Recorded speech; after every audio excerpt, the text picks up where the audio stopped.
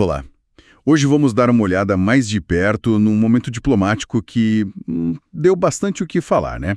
As interações recentes entre o presidente Lula e o presidente Trump lá na 80ª Assembleia Geral da ONU. A nossa base aqui é um artigo. Ele detalha, assim, declarações bem contrastantes e toda a história de um possível encontro que, bom, não aconteceu bem como foi sugerido inicialmente. A situação central, pelo que a gente leu aqui no material, é basicamente esta.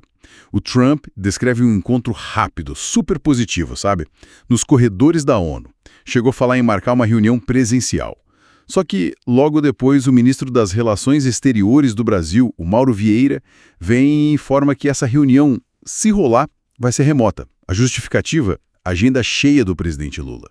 Então, a nossa missão aqui é tentar entender melhor essas diferentes versões e o que elas podem sinalizar, sempre, claro, com base estrita no que está nesse artigo.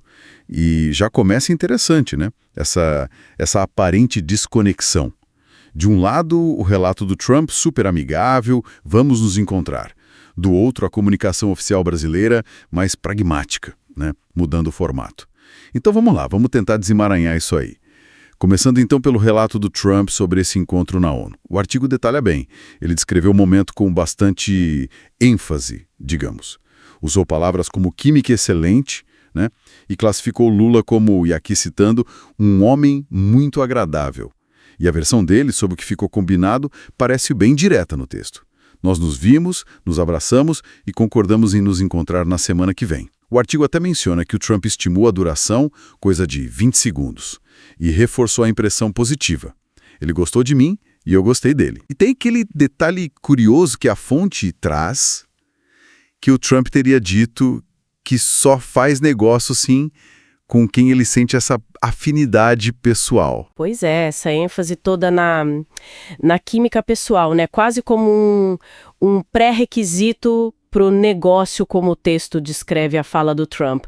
Isso chama atenção. Claro que, bom, relações pessoais entre líderes podem sim influenciar, mas a diplomacia, tradicionalmente, ela se baseia muito mais em interesses nacionais, protocolos, negociações formais, sabe? A perspectiva que é atribuída aqui ao Trump parece colocar esse elemento interpessoal num patamar quase decisivo para ele propor a reunião. O que a fonte mostra aqui talvez seja um choque clássico entre duas abordagens, né?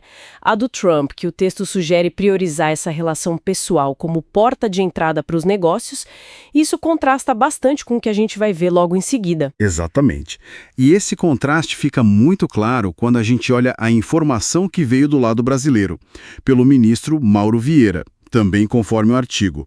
Ele confirmou que sim, que houve uma troca rápida de palavras entre os dois presidentes ali na ONU. Foi um encontro breve. Mas, sobre a tal reunião que o Trump mencionou para a semana seguinte, bom, a história contada é um pouco diferente. O Vieira, segundo o texto, comunicou que o encontro não seria presencial, seria remoto. E a justificativa oficial que o artigo apresenta é bem direta. O presidente Lula está ocupado, com agenda muito cheia. Olha só essa diferença aí, entre o combinamos nos encontrar, que o texto atribui ao Trump, e o será remoto por causa da agenda, do Vieira. É o ponto central dessa primeira parte, né? Olhando só para o que está escrito. O artigo não nos dá elementos para a gente cravar, sabe? Se foi um conflito real de agenda que surgiu depois, ou se foi talvez uma saída diplomática, entende? Ele apenas expõe as duas declarações. E isso por si só já levanta uma questão interessante sobre a própria comunicação na diplomacia. Como os sinais são enviados, como são recebidos e às vezes como são reinterpretados publicamente. A discrepância em si já é um dado relevante que a fonte nos traz. Mas essa diferença de versões sobre um encontro rápido de corredor parece ser só a ponta do iceberg, pelo que o texto indica. O verdadeiro contraste, segundo a fonte, parece ter emergido mesmo foi nos discursos públicos, lá na própria Assembleia Geral da ONU. Aí a coisa fica mais complexa, né? O artigo descreve o discurso do Lula como bastante crítico a certas políticas americanas. Ele teria falado, por exemplo, em sanções arbitrárias e intervenções unilaterais. E também em medidas unilaterais e arbitrárias contra as nossas instituições e nossa soberania. São termos bem fortes, né? O texto diz que o Lula mencionou especificamente o que ele chamou de agressão contra a independência do poder judiciário. Classificou isso como inaceitável. E tem mais, o artigo indica que ele fez referências às sanções econômicas dos Estados Unidos contra produtos brasileiros, medidas ligadas à Lei Magnitsky, que, só para dar um contexto rápido, é uma lei americana usada para sancionar indivíduos estrangeiros por violações de direitos humanos ou corrupção significativa. E até vetos de vistos para autoridades brasileiras.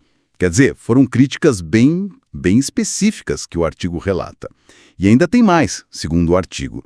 O Lula teria conectado tudo isso a uma extrema-direita subserviente e a uma crise maior do multilateralismo, ou seja, da cooperação entre vários países para resolver problemas globais, e da própria democracia. Uma frase de impacto que o texto cita é: "Não há pacificação com impunidade." Parece que ele traçou uma linha bem direta entre o que ele considera interferência externa e problemas internos e globais.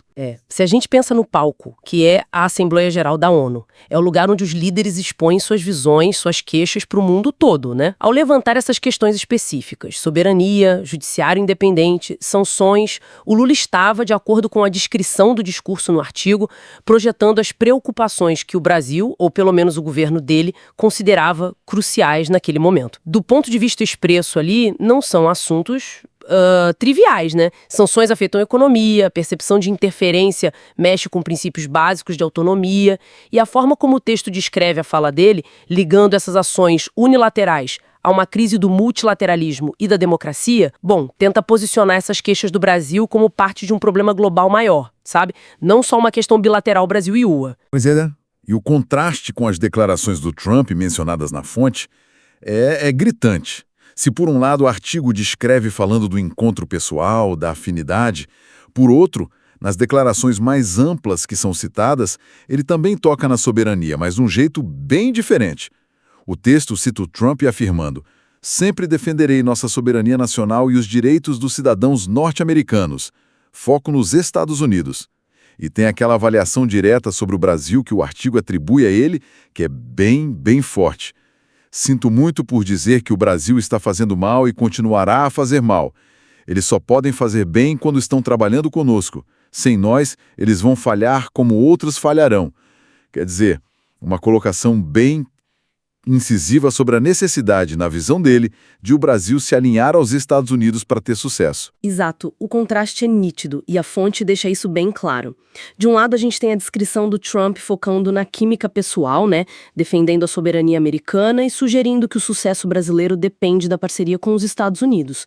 Do outro lado, o relato do discurso do Lula na ONU, que o artigo traz como crítico a ações americanas, vendo-as como violações da soberania brasileira e conectando isso a problemas globais. O interessante é como a palavra soberania aparece nos dois lados, como a fonte nos mostra, mas carregada de significados e intenções quase opostos, né? Para o Trump, no contexto que o artigo apresenta, parece ligada à proteção dos interesses americanos. Para o Lula, na descrição do discurso, parece ser sobre resistir à interferência e defender a autonomia do Brasil. Isso mostra como o mesmo conceito pode ser mobilizado de formas muito distintas na arena internacional, dependendo de quem fala e com qual objetivo. E para tentar amarrar essas pontas todas, a interação pessoal descrita pelo Trump, a retórica crítica atribuída ao Lula, a fonte também nos traz a posição oficial do governo brasileiro. Essa posição foi articulada pelo ministro Mauro Vieira e ela vai além da questão logística da reunião, sabe? Parece que ele tenta estabelecer a linha final do Brasil nessa situação toda. O texto deixa claro que, segundo Vieira, o Brasil continua aberto ao diálogo, a negociações. Isso é um ponto, mas ele estabelece um limite muito firme. A soberania é inegociável. O artigo traz citações diretas dele. A questão política é inegociável, não há espaço para isso. E reforça, a única coisa que não podemos discutir é a soberania ou a independência dos poderes do Brasil. Isso parece ecoar diretamente os pontos levantados pelo Lula no discurso que o artigo descreveu, né? Essa declaração do ministro Vieira, conforme relatada no texto, é realmente importante para dar um quadro final à situação descrita ali.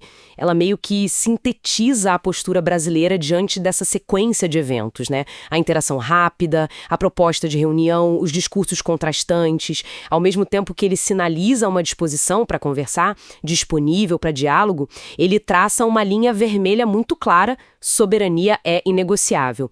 E isso parece totalmente alinhado com os temas centrais do discurso do Lula na ONU, que o artigo detalhou: defesa da soberania, independência institucional, crítica a intervenções. Ou seja, independentemente da descrição da interação pessoal feita pelo Trump, a posição oficial brasileira que está registrada na fonte demarca princípios e limites que o país estava buscando afirmar naquele contexto. Reforça a ideia de que, para o Brasil ali representado, certas questões institucionais e de princípio se sobrepõem à cordialidade ou química pessoal. Então, tentando juntar as peças aqui, o que essa nossa análise do artigo nos mostra?